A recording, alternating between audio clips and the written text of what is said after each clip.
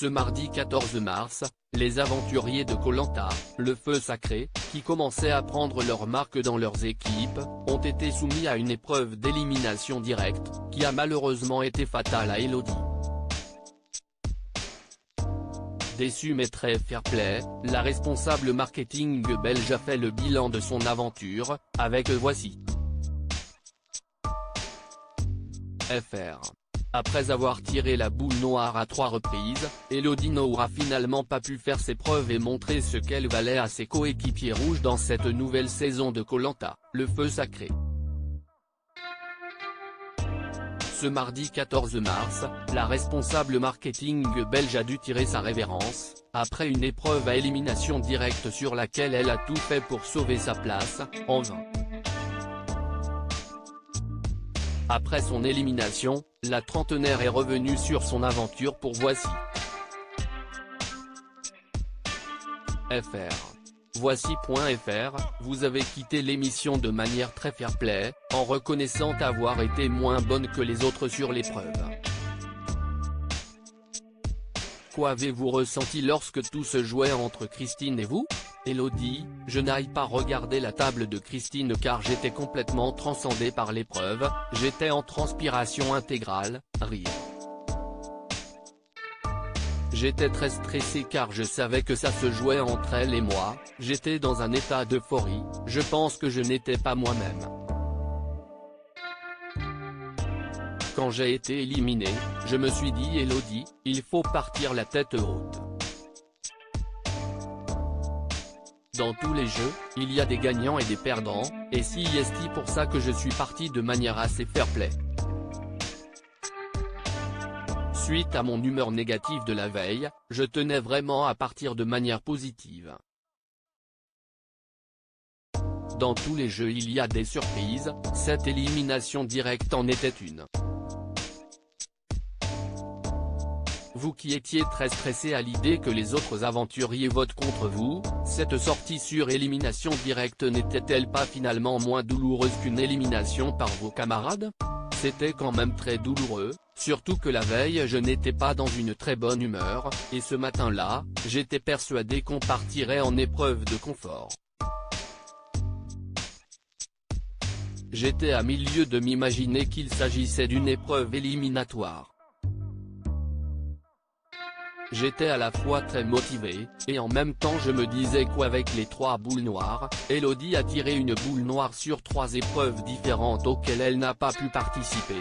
Note de la rédaction, je n'avais pas eu de chance sur cette émission. J'ai très vite déchanté quand Denis nous a annoncé la nouvelle. Les mots d'Elena après votre défaite nous ont-ils apaisés?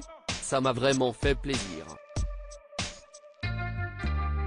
On a eu du mal à s'entendre au début car je trouvais qu'elle manquait d'humilité, mais au final, on a eu l'occasion de discuter, et c'est une très gentille fille.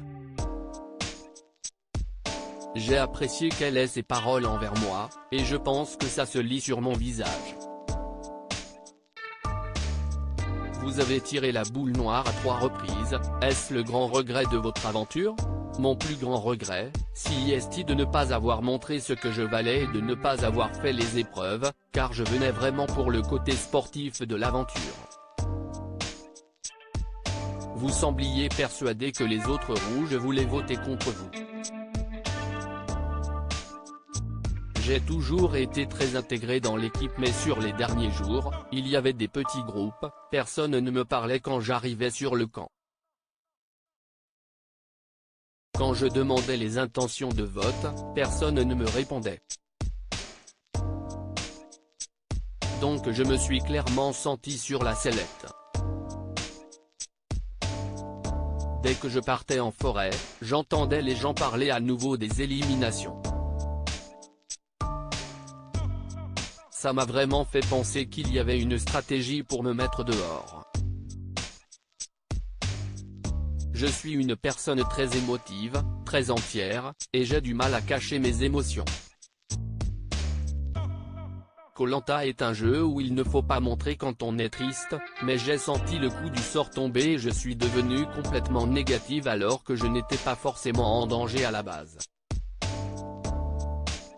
Martin avait tendance à parler de mérite. Moi, si j'étais dans une équipe avec quelqu'un qui ne participait pas aux épreuves, je n'aurais pas vu si cette personne était douée, et j'aurais eu tendance à voter contre elle. À cause de mon côté négatif, je me suis mis une épine dans le pied toute seule. Chez les Rouges, qui étaient les leaders de l'équipe, au début, Elena était leader mais elle a vite vu que ce n'était pas le comportement à adopter. On lui a dit qu'elle manquait d'humilité, et elle s'est un peu calmée. Pour moi, c'est une preuve de maturité de sa part. Martin avait tendance à bien s'entendre avec tout le monde, Rudy était assez leader aussi. Esteban, c'était un peu la force tranquille, sans pour autant se positionner en leader. Je ne pensais pas que ne pas participer aux épreuves m'impacterait autant. Quelle difficulté de cette aventure n'aviez-vous pas anticipé? Celle de ne pas participer aux épreuves.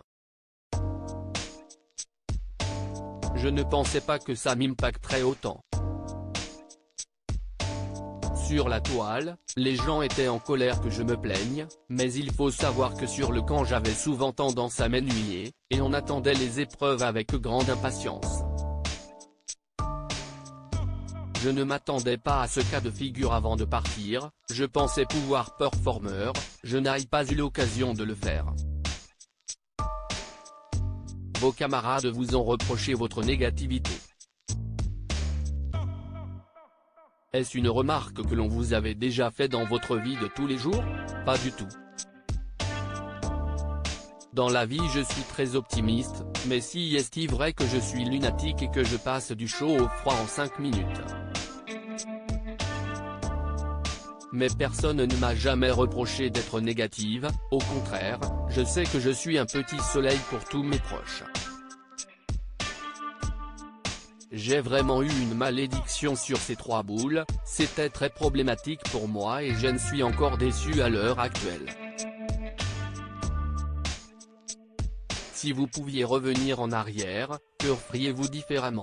La production nous prévient à l'avance qu'on recevrait des critiques négatives et positives. Je prends du recul car je sais que les gens n'ont pas le contexte de l'émission. Ce qu'on voit à l'antenne, ce n'est qu'une partie de ma personnalité.